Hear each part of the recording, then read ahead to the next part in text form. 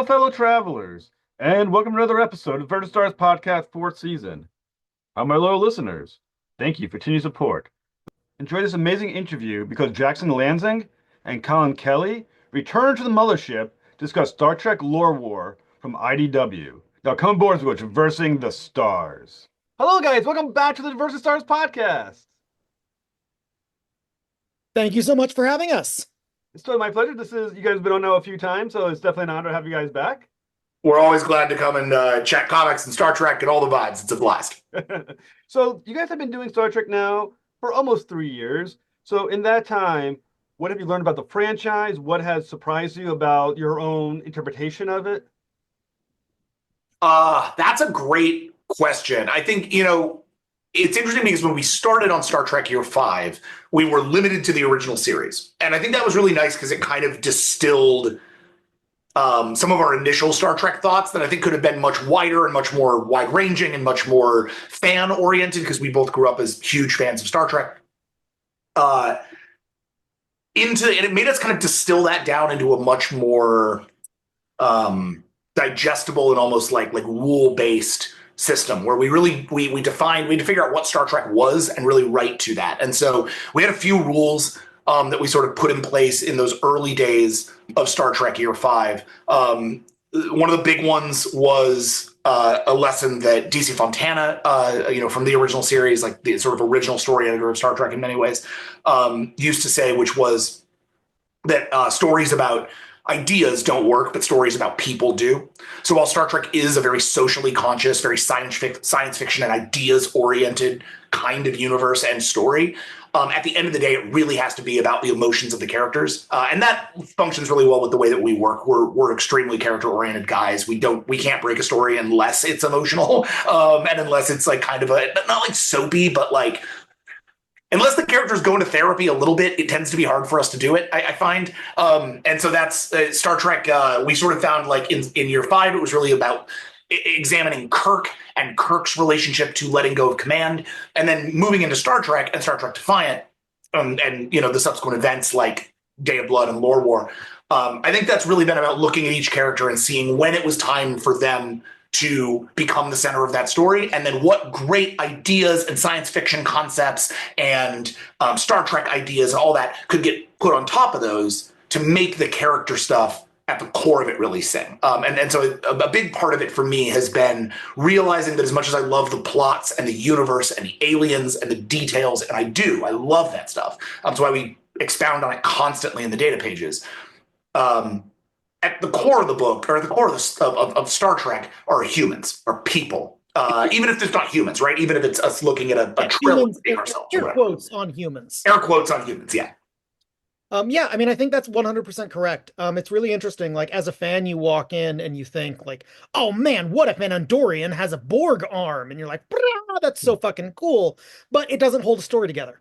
And really, once it's the moments between Data and Picard. It's the things between these characters that makes a Star Trek story really shine. And I think that was a bit of a learning curve, or a learning for us. Was once again to not let our fandom of these excellent flavors overwhelm the need to tell effectively a family drama. And I think the other interesting thing is just in the fact that everyone is so goddamn competent. So many other stories, you can rely on someone being a little bit of a ding dong in order to progress the plot, right? Oh, this bad thing happened because someone wasn't paying as much of attention. Yeah. If you try and do that as a story engine in Star Trek, it rings false. Everyone on the bridge of a starship is the best at what they do. They are intelligent, they are emotionally developed, and any flaws in their character are going to be small, which lets you tell really human stories. And challenges you because they are all the best at what they do. You can't get away with kind of the sloppy trick of, well, they overlooked that. And it's like, yes, sometimes in the wild chaos of the universe, things do get overlooked. Lord knows some of the best Star Trek episodes are about that, but you can't rely on it. Or the challenge needs to be so great that it is completely understandable that someone did not notice the sub-quantum tachyon fringe that is, simmering in the quantum foam. Like, oh, who would have checked the quantum foam, right? Um, so I think it just pushes you. It pushes you to be the smartest writer possible, which is a delight and a challenge. Well, I mean, the other thing that you mentioned about I say the characters of Star Trek, they are cool under pressure almost all the time.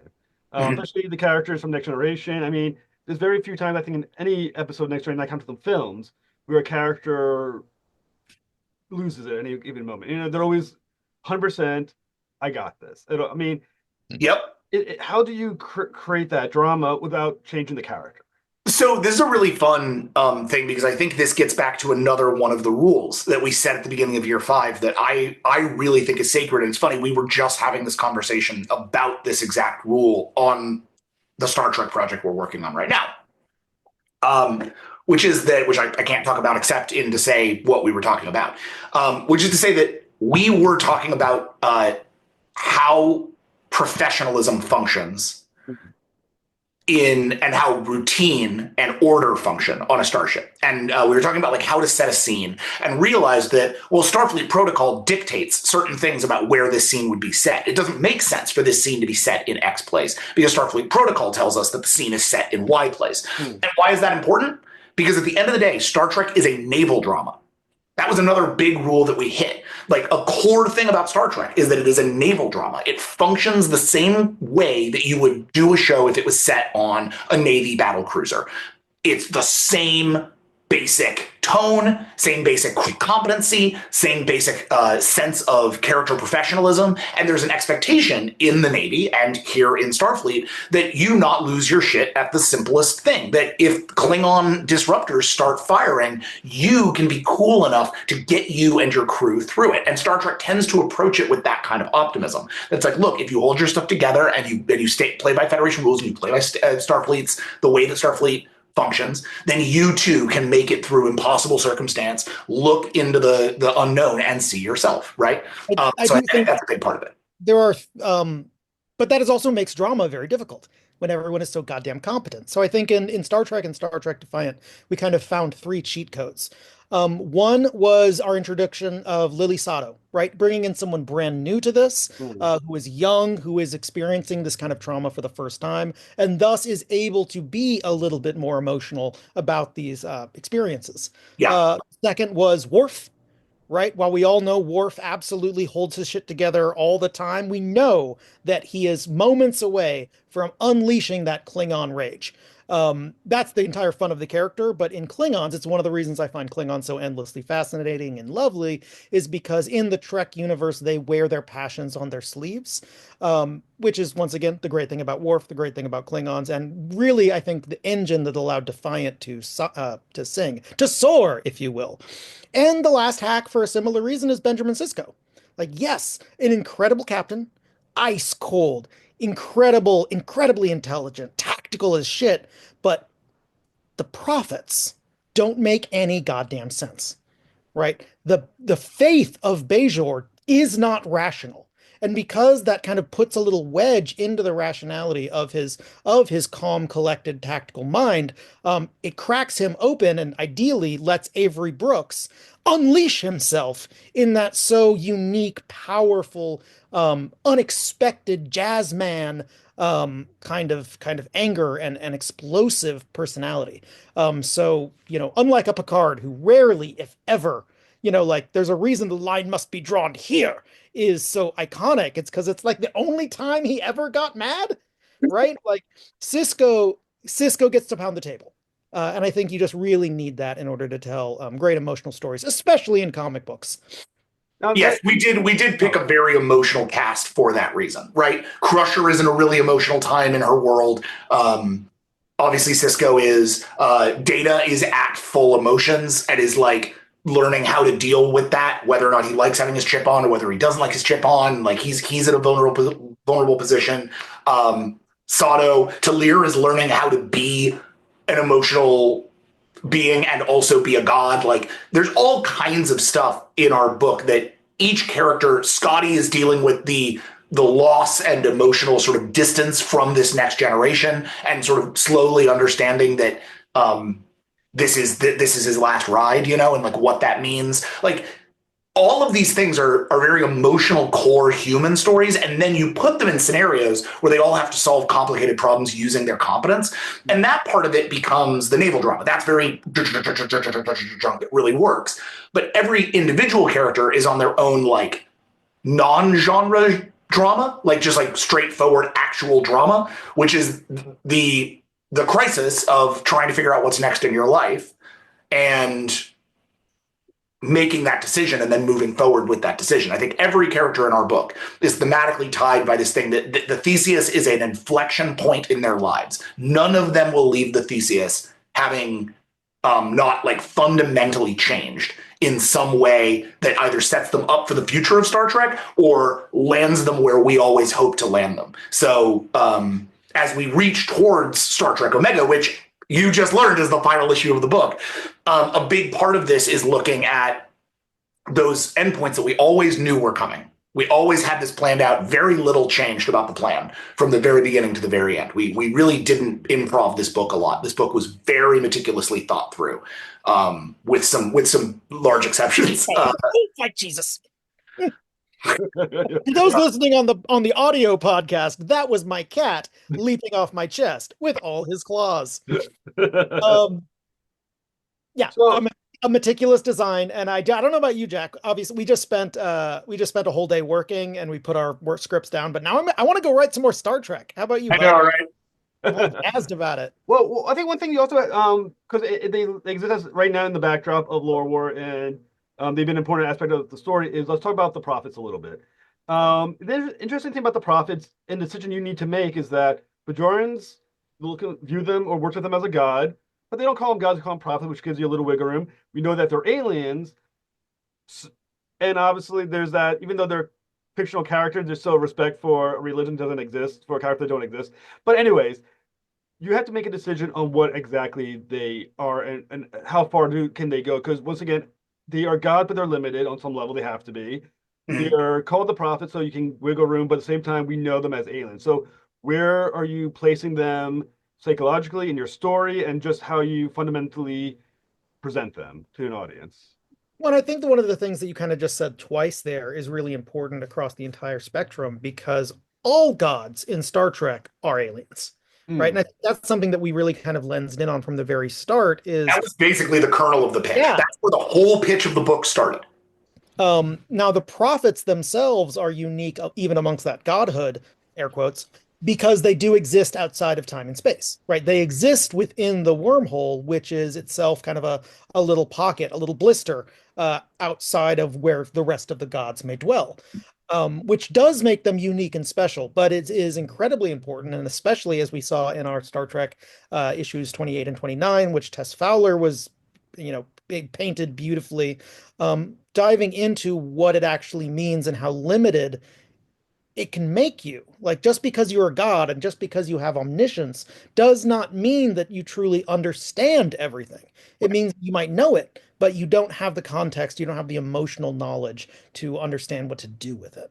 One of the things that the prophets are that have always been really interesting to me, and in finding their way into the center of this story felt like a great opportunity, is that they are simultaneously masters of all of time and space. They can perceive all of it. They recognize all of it as being all sort of one time and space. But that also then makes them extraordinarily limited in their ability to perceive time or understand it in any real way. And so a large part of what we've been trying to do is have Sisko ask these questions of why was I selected? What am I to them? What is the work of the prophets? What is their objective? What was my objective? Because that's really the thing that DS9 never answered. At the end of the day, DS9 answers that. The closest DS9 gets to answering that is to say, Benjamin Sisko is an agent of the prophets to stop the paw wraiths, who are as ill-defined as the prophets, for better or for worse. But then he defeats the paw wraiths, and then the prophets take him and go, your work has just begun. Well, what does that mean? What's that mean, guys? What does that mean? we have no indication that there's ever any more work that this character needs to do, but we do know that the character is still in the wormhole by the time we get to Lower Decks. That's canon. So we know that that exists. And so that was really a big part of why we started where we started, was to say, let's show what that work was, but also show why he ends up back in the wormhole. And so we've always said since the beginning, when this book ends, we're going to tie it back to Star Trek. This is canon as far as we're concerned and as far as Star Trek is concerned until they, decide it's not. So until then, we're going to play by the canon rules, and that means he's going to go back in the wormhole. Well, if that's the case, then we really better make that going back fundamentally different than the first time he went in. We better really understand why Sisko is making that choice this time, and he should be much better informed about what that thing is and what it means to him and what it means to Bajor and what it means to the galaxy.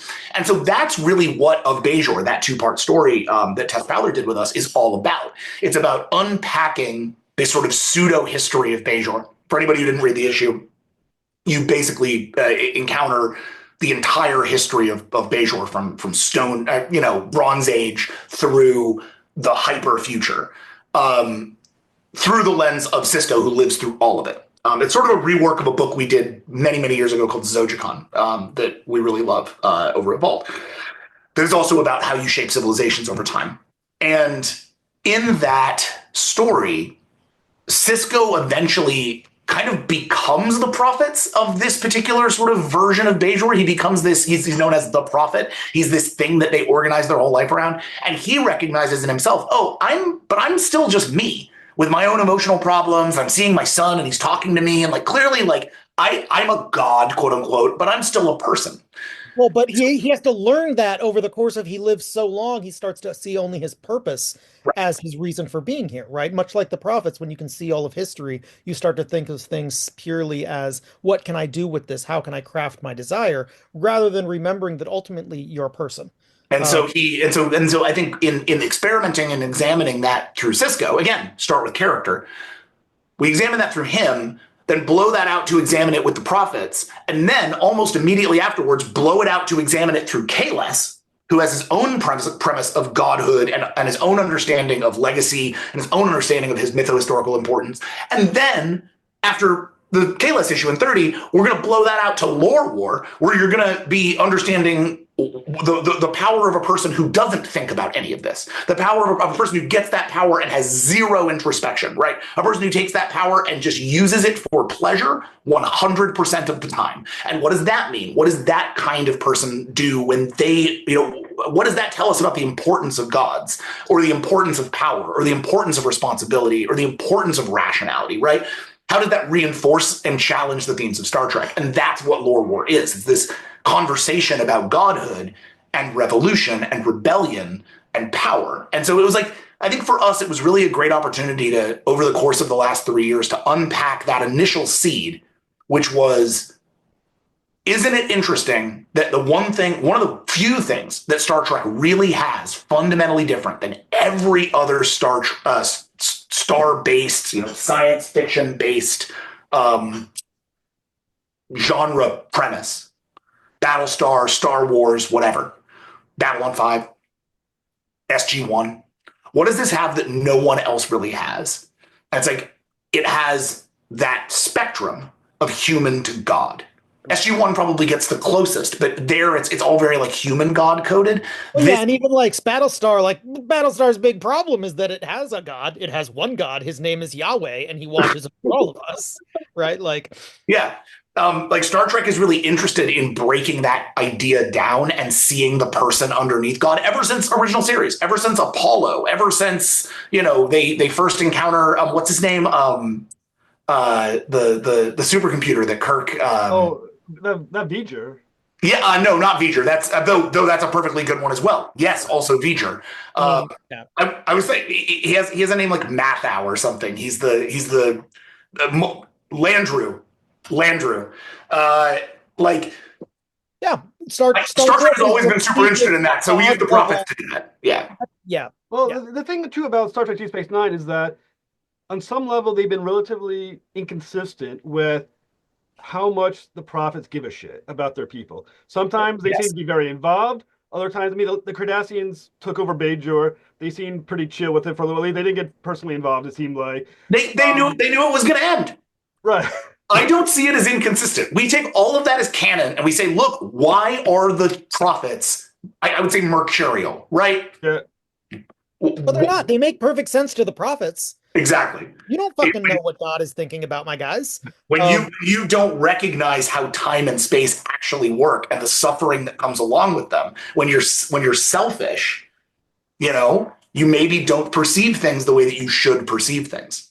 I mean, that's interesting because they're also important in the fact that, at least how I understood it, that they're the reason why Sisko doesn't get wiped out completely by Lore's destruction wave. But at the same time, as you mentioned, because they are immortal, they don't seem to understand that 10, 20, 30 years of suffering sucks. It's like, well, don't worry about it. They get over it. It's fine. You don't feel that way. It's like, well, you live this many years. This many years of suffering is awful. So when do they choose to give a shit? And how important is that to the story? Very. Yeah. I mean, and I think we see a lot of it. God damn it, Cat.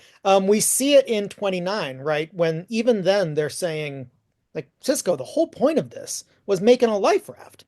The universe is fucked. We've seen the universe get fucked. Like, there's nothing anyone can do to stop this. So, like, let's just join us. We're going to take the wormhole turn it into a little bubble and get the fuck out of here. Or at least survive the nothing that's coming. And Sisko says fucking no. Right? He says, he is effectively, he is half prophet. And are you truly half prophet? Right? What does that mean? And he says very specifically, I'm turning this lifeboat into a starship.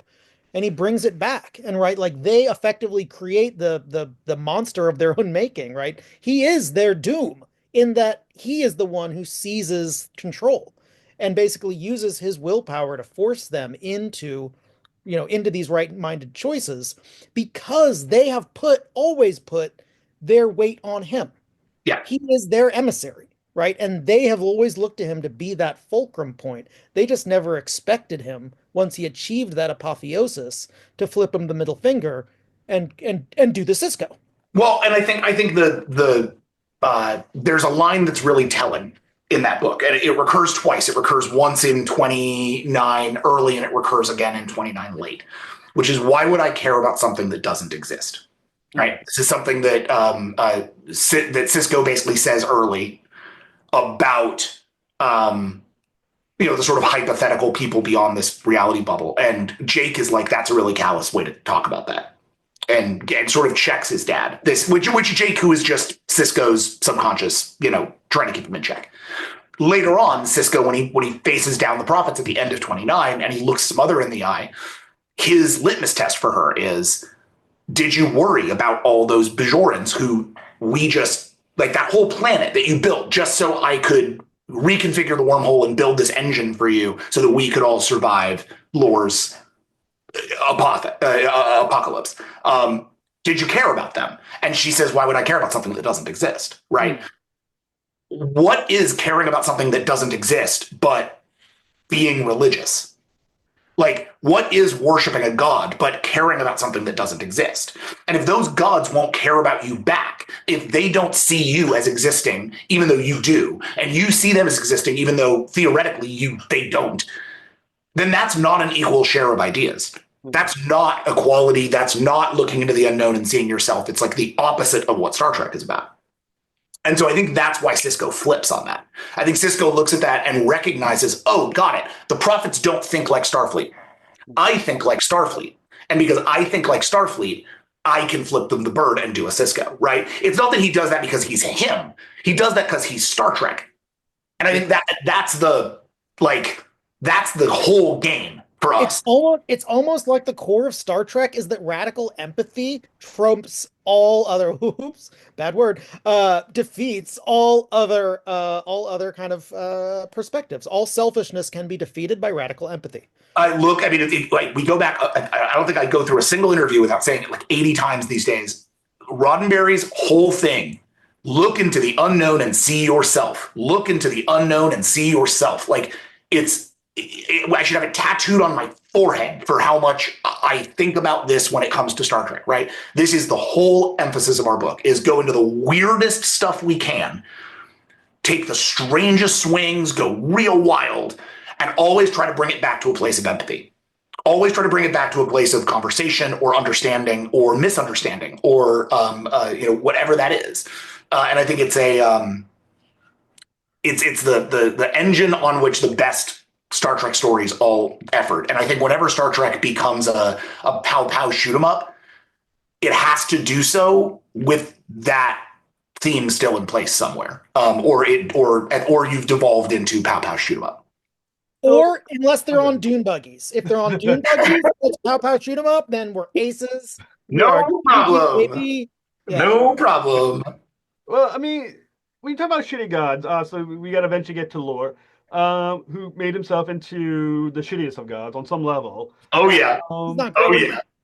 When you think about Lore, he honestly you destruction orb, he took over, made himself into a god. However, for someone like him, who is in many ways as humanly flawed as any human can be, once you've conquered everything, what is there left to accomplish? What is left to do? Is he just fucking around with toys that he's bored playing with at this point? Basically, I mean, we have that line on issue 1 where he just says, "I did it to watch you squirm." Yeah. And I kind of feel like that's all he's doing anymore. well, but I mean, that's the thing about not having radical empathy, right? If you don't care about other people, then all you care about is yourself, and you are a limited being, right? If you don't respect things outside of your perspective, you never grow, which means you're stuck in the same loop. And that's literally what Lore is stuck with in that loop with Data, as they go over and over, iterating on the same universe that continues to fucking suck. And it's only when Lore effectively is like, maybe I need a little unexpected spice, which literally might be the only character growth he goes through. He is a real piece of shit. It's only when he starts to introduce a little bit of that unpredictability that he gets a universe where he's like, oh, great, right.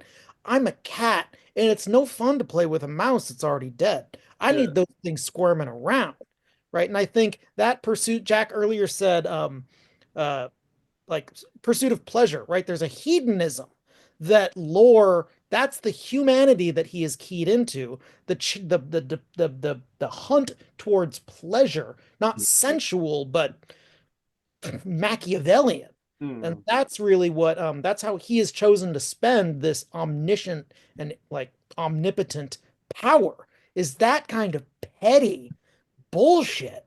And that is what Sisko and the rest of the team actually absolutely have to kind of rail against, because that's the core of your universe. When you're thinking of, from Lore's perspective, when he's thinking of what constitutes, for lack of a better word, a good universe, is it that things run well, or it's just, or he can have fun fucking with it? Like, what makes it a good universe? So that's the conversation that we really have in Star Trek 500, right? That's what, once more from the top, that story in 500 is all about, which is Lore rebooting the universe over and over and over and over and over and over, and just doing it over and over again. And each time that he tries to do it, he's trying to make something that entertains him, that keeps him excited, that keeps him happy, that gives him something to do, but not too much to do. And that, gets him as much sadistic, revengey pleasure as he can.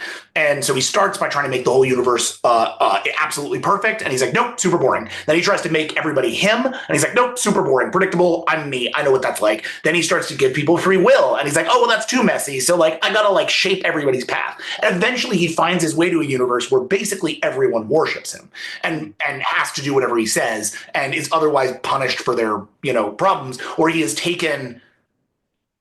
There's a secret I can't reveal yet, but there's a sort of fundamental part of Lore's universe is how he controls space and time in it, and that is I think when readers see that, they're going to get a lot of insight into how exactly Lore thinks about this universe and what his real goals are. I think go ahead. Oh, just there's something that's very important, which is ultimately revenge doesn't taste as sweet if the people aren't in some way who you want them to be, right? Like he didn't mind wipe everyone and make them like, oh, you look like Benjamin Sisko, but you're actually a drone. It's like, no, that's pretty close to Benjamin Sisko, right? Not exactly. He's kind of changing everyone's origin, but like the people that he fucking hates are still around, right? Their faces, those people that he wants to twist the knife on, exist. And I Yeah. think that's really important to understanding that how he wants to play with his food. It's no fun getting revenge against like concepts. He wants to get revenge against people. And I think that's exactly it. He's playing with his food. And there's some great examples of that. There's a great beat in Star Trek Defiant, which I think comes out next week. Might it come out this week? I can't recall. It came out last. Lore War Part 2? Yeah. So in Lore War 2, there's this great data page about how Lore interfered with First Contact and how he messed with Zefram Cochrane and like what he did to human history to bend human history towards his will. And a big part of it is that he gives Zefram Cochrane all this power. He, they make that statue of Zefram Cochrane, but now it's like Lore giving it to him, right? Like there's a whole vibe with that. But then he comes back after a few years and drowns Zefram Cochrane in a lake in front of everyone to teach them all a lesson and also just to get his yayas out. And to me, that's Lore. Like Lore is casual cruelty in the service of temporary pleasure and power. He's like a little Joffrey Baratheon who happens to be a robot, right? Like that's sort of what's going on with Lore most of the time. And I think what's really exciting about this particular thing, as opposed to a Joffrey Baratheon, or a Doctor Doom, or any other character who's pulled this move, is that we know how he ends. We've all seen Picard season 3. Like we know where Lore goes, and where Lore goes is radical empathy and acceptance of his brother. Lore accepts that he's wrong and chooses a different path that in part self-annihilates him. That's wild. That character, that guy doesn't exist in Star Trek Next Generation. Whoever that guy is who shows up in Picard 3 has to be informed by something. And we've known this since Picard 3, so plenty of time, right? This idea is less old than Picard season 3. So we got inspired to bring this through, and we're really looking for those places where Lore can learn the lesson and understand how where he can change in the same way that all the rest of our characters can change. And obviously he's not going to take like a full step there. He still needs to show up and be all evil in Picard 3, but he needs to take enough of a step that when Data makes that move, if you've read our book and you've seen, like, it all clicks together properly. And that's a fun opportunity with a villain like this, where you actually know he's going to have a proper cathartic ending someday. It's not here, but you can like backfill it a bit here. And that's certainly what we've intended on doing. Now, I think the backfilling is also interesting just in terms of like, I mean, a bunch of our characters, and not to highlight all of it, but I think fans, what we're doing with Beverly Crusher similarly kind of answers a big question of like, well, how did she get here emotionally? You know, how did she leave everything she's known? How did she have a secret son? What motivated all of this? And I think that's another thing, you know, people are obviously reading our Beverly, who is, you know, in Lore War, kind of this new version of herself. And I think people are going to really get a much more satisfying bridge for her if you were kind of feeling a little nose tweaked by the kind of way they did Gates McFadden dirty. We're trying to smooth that transition a little bit as well. Now, this might be a horrible analogy, but I'm going to give it a go, okay? Yeah, go, man. So when I'm thinking about Sisko existing in Lore's universe, for some reason I'm thinking of Neo in Matrix 3 when he turned, or Matrix 2, he turned to the architect saying there's like this intentional creation that acts out against itself, but it has to make it all work. Is Sisko sort of like the intentional aberration within Lore's universe that he needs to have to make it all work for him? No, Lore is. I think that's the distinction between Neo and Lore, or Neo and Sisko. Sisko is a self-insert. What Sisko has done. Sisko is a Mary Sue. Yeah. No. What Sisko has done is Sisko has picked. He's ascended to prophet. He has picked his emissary in his greatest current enemy, Khalees, and has given him the ability to reawaken people to who they truly are, right, through that sort of Khalees. and has tasked him with the first person you got to wake up is me. So Sisko has used the wormhole, the prophets, all of his emissary power, all the plot, the whole prophet plot has led him to this. From DS9 through our book to now, has led him to the moment where he's used all of that power to build himself and his mind and his personality a life raft to get it back in Lore War so that he can fight back. I don't think Lore wants this. Lore doesn't want to work that hard. That's way harder than Lore wants to work, which is I think why he reacts to it pretty casually at first, because it's sort of like, oh, that's a cute little bug, like on like universe 350. Great, we'll just do 351 if this all goes badly, like no concerns, right? And I think that's he's a minor problem for Lore. I don't think Lore needs to give himself that much trouble. This is really like Sisko is the one driving this particular problem, and that's important. I think. I think the problem with that Neo thing is how much it reduces Neo's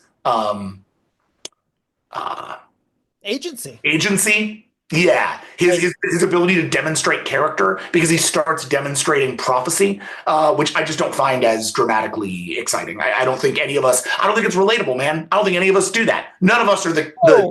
Whoa, Jackson! I am God touched. I've been living my life with the blessings, knowing exactly how successful I'm going to be. You're just along for the ride, baby. That's why I'm a supporting character. I understand that tracks. So when you're thinking about Lore as a god, right? Obviously, his ability to restart universes, he does have amazing abilities now that he's god of the universe. But how aware and how much control does he really have over it? Is he truly a god within his own universe, to the way we think of a god in the universe? I have to. I genuinely, you got to wait on that one. Yeah. Okay. Wait on that one. That particular question is the question we want people to be asking. That's a great question to be asking. We've left that a little vague. I'm trying to remember if the actual actions in Defiant in Lore War 2, but I believe in Defiant 2 does the Maquis and the Enterprise face off? The Maquis are introduced, and you do talk about the Spock, the Vulcans being bored as well. Right. But do they actually face off? Is that They don't do the thing. Okay. They haven't done the thing yet. But yeah, Lore is very powerful. He certainly does have the ability to reboot the universe at a whim. But he is, as Jack points out, lazy. He doesn't like doing hard work. But he is incredibly powerful. So let's just leave it at that. I think folks are going to love to discover the answer to that question. Now, but in no way think that he is not a universe-ending threat. He's already done it once, twice, perhaps a dozen, a million times already. Now, so the other one that's kind of an interesting character in Lore War so far is obviously Data. Now, Data seems to be the version devoid of emotion at that point. His chip is off. Is that correct or not correct? Not correct. Yeah. He's been deprived of his emotion chip. Lore's taken that for all it's worth. So even with his motion chip turned off, in Next Generation, even before he had the motion chip, he still seemed to have goodness, maybe is the best way you can word it. Because you can't figure out how to define a character with no emotion, but yet always seems to do the right thing at any given time. So I assume he has goodness, though not the emotion to feel. Because emotional capacity is not tied to goodness. Yeah, exactly. He might have empathy. Yeah, exactly. He doesn't have emotion.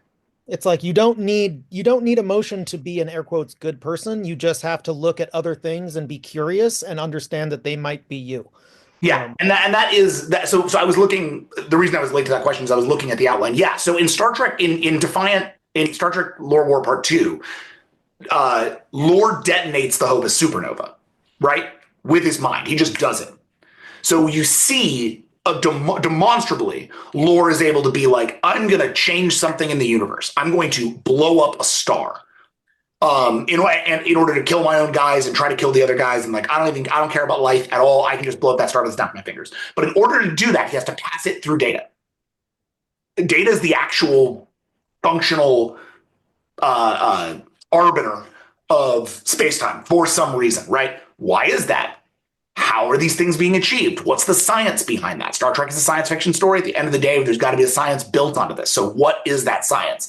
That's all stuff that we're going to be exploring more and more, starting in issue 3 and beyond. That's why Talir that they find at the end of Lore War II is so important. So we're going to be getting into all that as we go along, and I think you'll get a better understanding of Data. But I think we've already seen Data in issue 2 have sort of like a flash of Spot.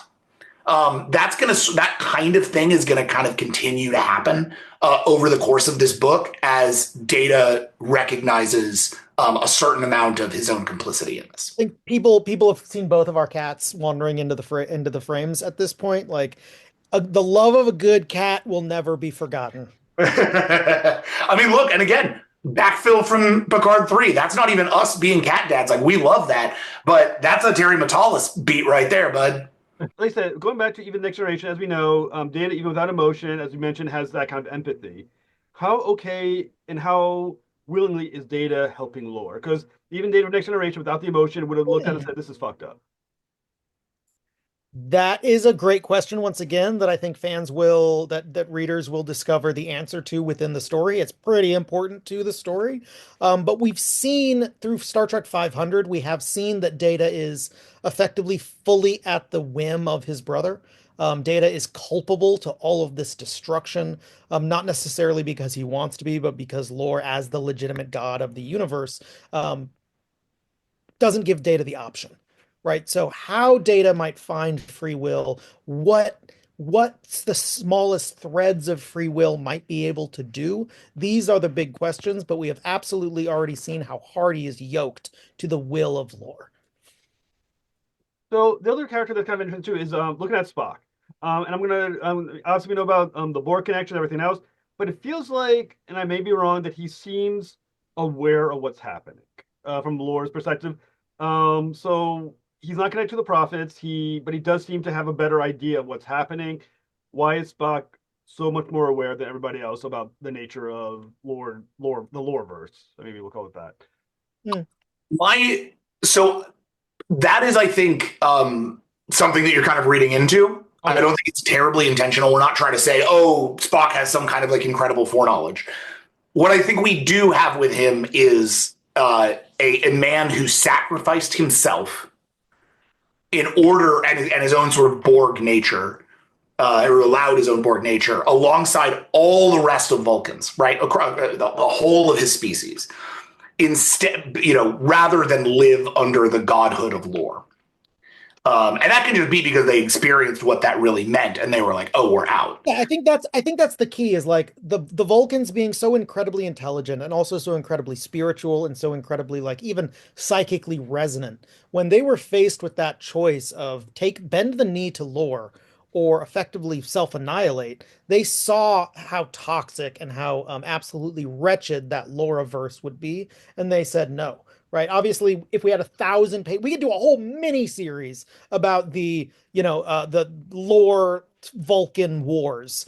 Right. But effectively, all of Vulcan decided to take, self-annihilate and take all of their Katras and pour it into Spock. So he has the shared experience of the entire Vulcan race pounding in his head, which then he plugged into the Borg super knowledge. Right. And shares it within the Borg. So when you take the psychic and emotional, ironically, emotional intelligence of the Vulcan race, plug it into the universe's greatest hive mind supercomputer, you are going to start putting pieces together. It's not that they can see beyond time and space, but they certainly can see the edges of the cage that Lore has built. Okay. Exactly. They said, because there was a line, and I wasn't sure I remember correctly, where Spock basically mentions that what the Maquis are doing against the Lore's Federation is something that's been circular, which seems to have some idea of. I see where you're hung up. Right. Yeah, that's the kind of false flag operation, right? He attacks us. We go and we attack him, we win, he retreats, we rebuild, he rebuilds, he attacks, we retreat, right? It's about creating that false, it's Iran-Contra, right? It's like creating your own enemy so that then you can create the force that will deal with your enemy. And it just creates a cycle of violence that really there's no clear way to ever break. Okay. Absolutely. Yes. I think that's that's exactly it. It is how we create these cycles. Eventually someone's going to get wise to it. And if anybody was going to note that pattern and start picking up that pattern, it would be a borged out, Catrud out Spock. But I mean, speaking to your Matrix 3 of it all, right? What's the architect doing if not creating a false flag operation so that the good guys beat the bad guys, who then beat the good guys, who get beat the bad guys, and it's all just one big cycle of pain and trauma. Yeah. So, gotta break that chain, baby. So the other character I was thinking of is Lily, because Lily obviously is a character that as you mentioned, lives outside the TV Trekverse and movie Trekverse, is within the world of comic book. How important is her character to the series, and is it intentional to make a character that you can kind of do whatever you want with her continuity, and make it important and why she functions in the story the way she does? So her secret origin we've told a few times, but just to sort of run it down, was that initially the idea was to bring in we wanted a character from every series on the ship. So that position was originally going to be Beckett Mariner from Lower Decks, and then it was only once we spoke to Mike, our friend who runs Lower Decks, and asked him, "Hey, is Mariner available?" And he was like, "Not really. Like, this would mess with their backstory too much." That we started to play around and eventually ended up with Shax. But that meant that we had to fill the character, and we thought, okay, well, that's a great option to bring in an Enterprise link with Asado, right? But have it be a new character and build her out from there. And then, yeah, obviously, she really became our way into telling new kinds of stories, and new. And not being tied to some kind of continuity that we couldn't break. So if we needed her to die, she could die. If we needed her to go rogue, she could go rogue. If we needed her to accidentally activate a bomb that was going to destroy all of space and time, we could do that, right? And we wouldn't be like assassinating a character everybody loves by saying, oh, this character made some really bad decisions because she was traumatized on Zenketh. That became our character, right? Suddenly the Sato legacy became a thing that Colin and I really invested ourselves into and let become central to the plot. And her ending is, I think, one of the messiest of our endings, because she's not really tied to this kind of like hardcore continuity, and it meant that we could do a story that was with her that was a little more subtle and a little more gray shaded. And so I think that's really the benefit of that character, is to give us a tie to the Enterprise and to the legacy and all of that, but also to really give us a place to tell our own kinds of stories. And I mean, not for nothing, but the next thing we're doing, she is also paying dividends on in her own way. So I think that like Sato as a character and as a legacy is something that we are going to continue to put our interest on, in the same way that we have really put an interest on the Theseus, right? A ship that has now appeared in year 5 and has been our central ship in here in the current era. That ship means something to us, and sort of when you come back to a Lanzing and Collin Star Trek story, you're likely to find something resonant now from either the Sato or Theseus legacies. I think legacy within Star Trek and the time span of Star Trek, of the Federation, of Starfleet, is really important. I think we see that in Kirk and how that he relates back to his father, right? Like it is really important to kind of consider in your family, in the weight of family, how you let that define your life. And I think it's really interesting, to be a legacy of Star Trek, where obviously the best thing you could ever want to be is a Starfleet officer, right? I mean, all we want to do is be Starfleet officers, right? I don't know about you, but Jack and I wear command, right? But that isn't for everyone. And that's actually something that Lower Decks did illuminate really well, is that the universe is a big place, and there's lots of ways to experience it that isn't from the lens of a naval drama. Like, you don't have to put on a uniform to be a good person in this universe. So you hinted at a few things. So what can our listeners look forward to upcoming to Laurel? But the question now I have to be asking is, what comes next as well? Well, as previously stated, the end. When Star Trek Lore War ends after Lore War 5, which is Star Trek 32, we will be putting down the series with a final issue. That's Star Trek Omega. That is a 30-page one-shot that covers the entire scope of Star Trek and Star Trek Defiant and to some degree Sons of Star Trek, and puts those three series, which have acted as the sort of tripartite Star Trek ongoing series universe to bed. Written by us and written by Chris. Jack, have they announced kind of the artist? Yes, yeah, they've announced the whole thing. Which is also featuring almost every artist that has touched either series. It's a real jam session. I think everyone, right? I think everyone. I think every artist. I could be wrong about that. I apologize if I'm wrong about that and there's somebody who had to sit it out. But I'm pretty certain we brought back every single artist who worked on both series to do at least a page across this story. It really is a full celebration and a sort of denouement for the whole series. We did something similar on Star Trek Year 5 for the last issue. So this is we're kind of playing that song again, but in a new way.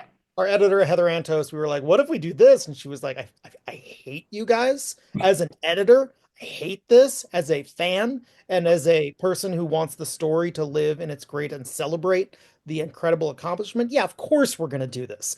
But I think I saw a streak of gray run through her hair at the mention of coordinating like fucking 15 artists, 3 writers, all this stuff, deadlines. It was an incredible task, but the issue is gorgeous.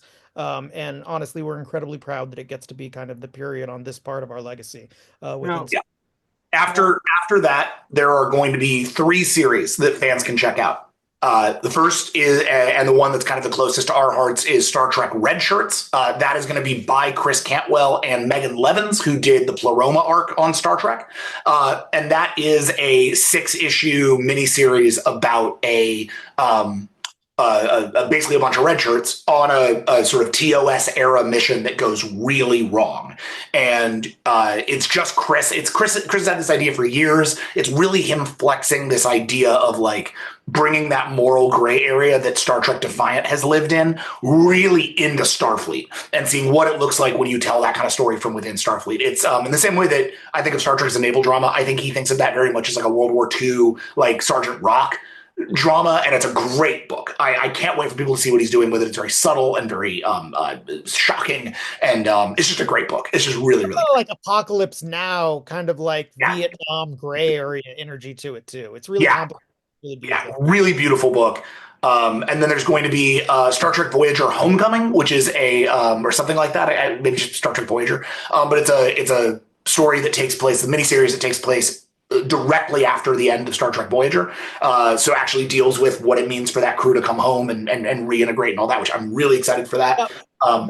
Massive Voyager fan over here. So pew, pew, pew. I will be excited to pick that up as a fan. And then there's a Strange New Worlds series as well that they're going to be launching out. So like there's 3 new Star Trek books that are going to be coming out of the wavelength, but none of those are by us. Colin and I are going to step back for a minute. We already have. We did already step back for a few months, not do any Star Trek, which was very weird for us now after having done this for like almost 6 years now. And we just picked up we just yesterday or this morning turned in issue 2 of The Thing That Comes Next. Now, what is that?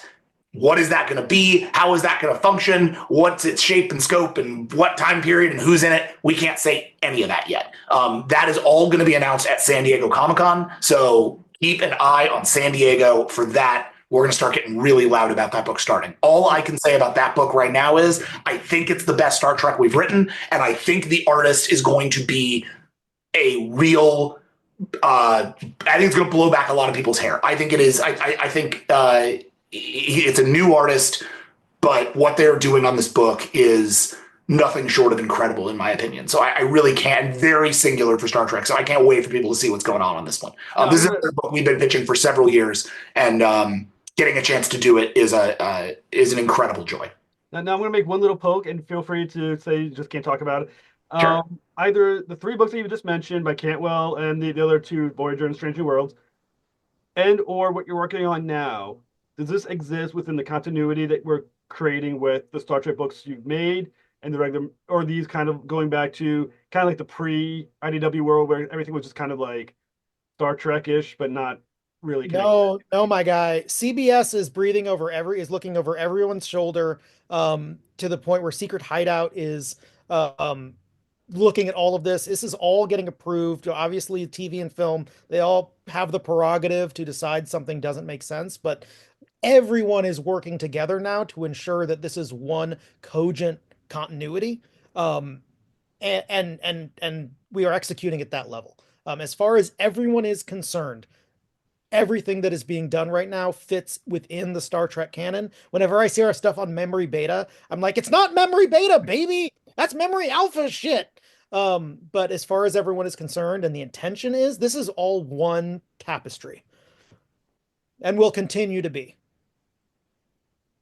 No, I mean, like I said, it sounds awesome. So when you guys are up to after the first issue comes out of your new Star Trek, hope you guys come back on the show so we can talk about it and you can.